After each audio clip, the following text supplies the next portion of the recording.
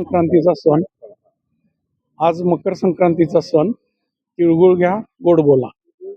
गेले 10 ते 15 वर्ष झालं आम्ही जायंट्स ग्रुप आणि ज्येष्ठ नागरिक यांच्या वतीने आम्ही हा दरवर्षी कार्यक्रम आयोजित केलेला असतो, तिळगुळ घ्या, गोड बोलाचा. मला असं म्हणायचं आहे की प्रत्येक सण हा दरवर्षी येतो. संक्रांत असू द्या, दिवाळी असू द्या, कुठलाही सण हा दरवर्षी येतो. दरवर्षी काय येतो तर प्रत्येक वेळी आपण काही गोष्टी विसरून गेलेलो असतो. उदाहरणार्थ दिवाळीला अभ्यंग स्नान करावं, आपण दिवाळीलाच फक्त करतो आणि परत ते विसरून जातो. तर दरवर्षी हे सण का आहेत तर परत परत ह्या गोष्टींचं ध्यान करून दिलंय आपल्याला रूढी परंपरेनुसार. तर आपण गोड बोलायचं विसरलेलो असतो.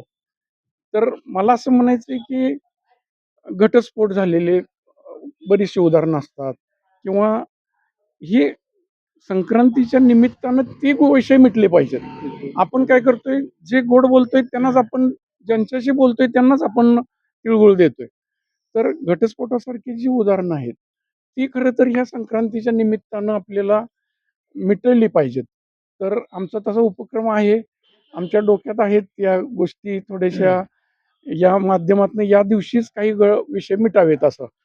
तर तिळगुळ एकाच दिवशी न करता दरवर्षी याचा हे व्हावा, दररोजच याची आठवण राहावी आणि घटस्फोटासारखे विषय मिटावेत.